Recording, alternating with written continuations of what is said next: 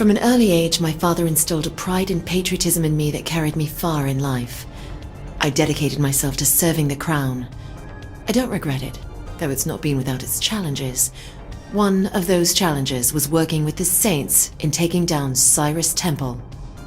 When Matt Miller came on as my field coordinator, he had a lot of opinions about the 3rd Street Saints. I've always liked Matt, but I admit he's easily wounded and a bit tetchy when it comes to past offenses. Still, he managed to set some low expectations for that first mission with the Saints. I'm a creature of habit, of structure, which doesn't fit well with the Saints' MO. They have their way of doing things, and at times, I have no idea what they're thinking, or of their infatuation with those god-awful freckled bitches' hamburgers. But, when it comes down to it, they get things done. That's impressive, and I'm not easily impressed. I built, I watched, and then I acted. That's how I brought the Vice Kings up to be one of the strongest crews in Stillwater. Only problem was my lieutenants didn't have the same patience. That bitch Tanya drove a wedge between Tony and Warren. Then she convinced Warren to try and take me out, only to stab him in the back and take it all for herself. I may have lost the Vice Kings, but killing her almost made it worth the trouble.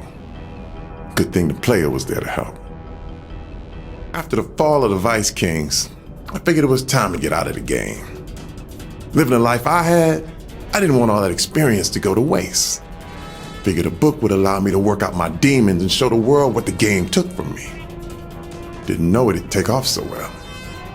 Shit, if I had known back then what I do now, probably would have gone legit sooner. I always knew the Saints were ambitious, but I never thought I'd see them end up in the White House. And when the player called me saying how they couldn't do it without me, how could I say no? Thought maybe I was in line for vice president, but I guess Keith beat me to it. Still, being the president's chief of staff certainly had its perks. Not bad for a kid from Sunnyvale Gardens. When I first signed on to head the Stag Initiative, I figured it would be a cushy job. After all, pitting a military organization against common street thugs seemed like a one-sided battle. The Saints changed that perspective quickly. Monica Hughes had no idea what she was sending me into. The leader of the Saints is insane. We expected them to tear through Steelport, but no one knew what they were really capable of. After they destroyed that aircraft carrier, Hughes should have approved the data list right then and there. I'll never regret that night I had with Kia. She opened my eyes to things I'd only seen in Guam. What did she call it? A helicopter. There's no way they teach that in basic training. When the Vice Kings stopped being about protecting Sunnyvale, I knew it was time to get out of the game. I was hoping that Benjamin could keep the city locked down, but years passed, and it ended up being the same old shit. Only this time, the victims were the people in Saints Row. I thought the Vice Kings was a cautionary tale that I learned something from. That if I built a new street gang, I could control it, not make the same mistakes King did. I was so fucking naive. I don't regret much. You make your choices, you live with them. But if I could take anything back, it would be the way things ended up with Angela. When I heard the Saints were back in Stillwater, I figured it couldn't hurt to have a little more muscle on the Brotherhood side. 2080 was a fair split for a bunch of has-beens from the row. After all, we were the strongest crew in the city. What do we have to fear from them? If their leader wasn't such a greedy asshole, maybe things wouldn't have escalated like they did. After what the Saints did to my face, they had to expect a little payback. Carlos was an easy target and hurt their boss the most. But Jessica? That was going too far. Then Vogel rips off my shipment after letting my crew get killed. I wasn't about to let the Brotherhood go down because of some prick in a suit.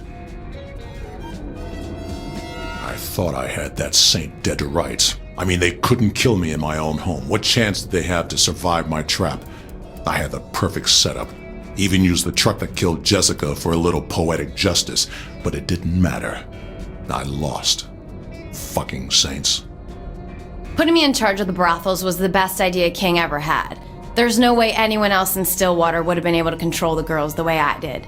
It brought in the money, it brought in the clients, and it would have been the backbone of the Vice Kings if Gat and all the Saints hadn't ruined it all. King never had the control he thought he did over the Vice Kings. It was all me and Warren keeping things running. Well, mostly me. Warren's ego got just as big as Benjamin's in the end. He thought the two of us would rule the city. Guess he didn't know me like he thought he did. Warren, Tony, Alderman Hughes, I had them all wrapped around my finger. They would have died for me. Come to think of it, I guess they did. I'm not the first actor to move into politics, but I'm one of the better ones. Theater, film, television, animation, commercials. Shit, I've even done video games. Though video games aren't exactly renowned for their storytelling. Still, I'd conquered acting. By the time I got the call from the Saints, I was ready for something new. How did I go from award-winning actor to Vice President of the United States? Hell if I know.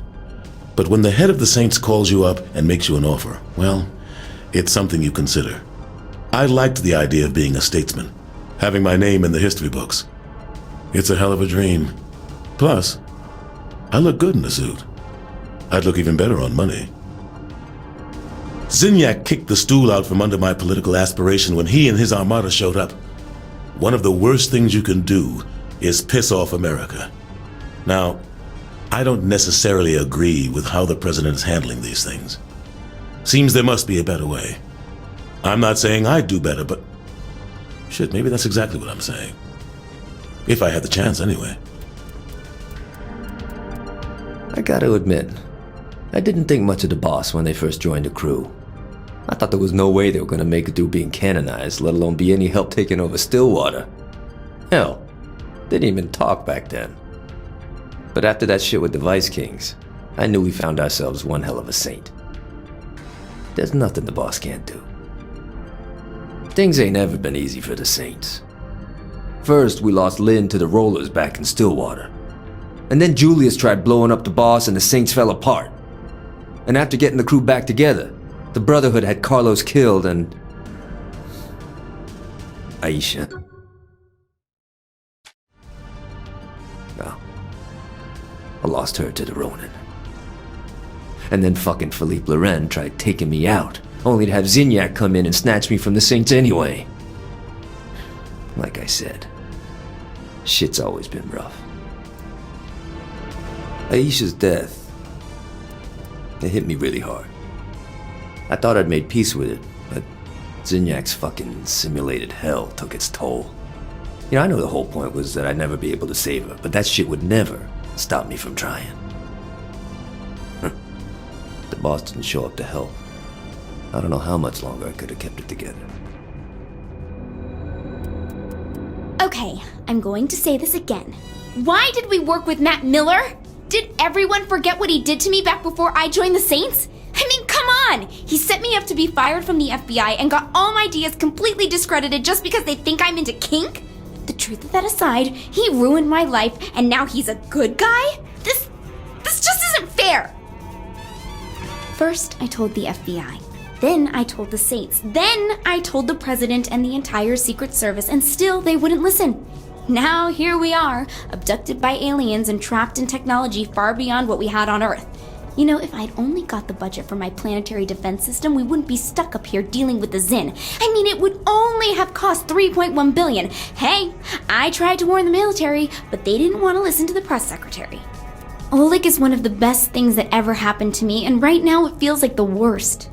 I'm up here trying to save us from captivity and psychological torture, and all I can think about is him. He's the only one who ever truly understood what I was saying. I never thought I'd meet someone with an intelligence nearly matching my own who made me feel like I wasn't constantly missing something in my life. Now I am. Now I miss him. Oleg is one of the best things that ever happened to me. I'd say it's a tough world for someone to live in, but I'd be lying. Well, if they were the god of the cyber world like I was, that is. Put me in front of the latest technology and there wasn't anything I couldn't do. Even the FBI couldn't stop me. And believe me, they tried. Kinsey Kensington came close, but a few additions to her file and some photos, and even she couldn't come close to crashing my fun. Probably why I was recruited into the Syndicate in the first place. Working for the Syndicate was a great job. That is, until Philippe Loren died, because Kilbane was one scary psychopath. I mean, I watched him kill Kiki right in front of me, and right in front of her own sister. So I went after the Saints instead. Wrong choice on my part, but they let me live. And surprisingly, so did Kilbane. Only option then was to leave the country and hide. How was I supposed to know that MI6 would end up offering me asylum just so they could pair me up with one of their operatives? I mean, Nasha and I got along great, but now I had to work with the government instead of against it. Not usually my cup of tea. Still, I guess it's better than being hunted down by the Saints or Kilbane. I just have to keep myself from pissing off a trained killer is all. The boss was a lot more hardcore back in the day. He managed to pull the Saints back from the grave. Didn't take any shit from anyone, especially the Brotherhood, the Ronin, or the Sons of Samdi. Hell, anyone that got in the way lost everything they had. Not just their life. Still, it's too bad what happened to Carlos, though. He was a good kid. Shandi and I had a relationship. I came up with all the ideas. She got all the credit. Never seemed fair. I guess it worked out in the end, though. With me being an international celebrity and all. Okay, maybe it didn't all work out the way I planned. You know, Shandi got a TV show and every guy in the world wanted her. I was doing commercials and barely getting my music off the ground. But still, now I'm the Deputy Chief of Staff of the President of the United States, so that's gotta count for something. Though I don't think the approval ratings are gonna much matter anymore. The moment I walked into that underground shithole the crew was setting up in, I knew it all had potential. So the Saints had been out of the game a while. So what? We had the boss and we had Johnny Gat. What more did we need? I knew I was a little rough around the edges, but I was willing to learn. Then the boss goes and throws me the Sons of Samdi. Now that was a drag. I should have known dating that asshole was gonna end badly. Veteran child. What kind of name is that anyway? Sure, he had hookups for some of the best drugs in Stillwater, but that's no excuse. And he comes and tries to kill me? Whatever. He didn't have a chance against the boss. I tried to warn him, but he never listened to me. Only the boss really did. Damn, we had some good parties after all that. Then again, I knew how to have a good time. A little Loa dust, some beer bongs, some hacky sack, and bam! Instant party. We all needed the distraction after taking over Ultor. And distractions are what I do best. I mean, what did any of us know about running a multi-billion-dollar company after all? Though a few hits off the light bulb later, we didn't really care. It's amazing looking back on how I used to be. Constantly baked out of my mind, always looking for the next party. You'd think after I got my own dating show I would have been even more of a train wreck, but doing TV is hard work. Who has time to go smoke up when they have to be on set at 6 a.m.? Ever since that night on Loren's plane, things haven't been the same. I used to be fun and carefree. I used to smile and laugh. Now I just want everyone to pay for what the Syndicate did. Johnny didn't deserve to die like that. He was the toughest person I knew. And it's my fault. I should have gone back for him. The boss kept the crew together when we landed in Steelport.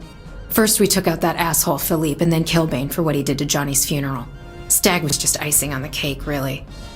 I thought I'd be happy with revenge, but it was never the same. Even when the boss won the election and we moved to the White House, I couldn't stop thinking about what Johnny would say about it all.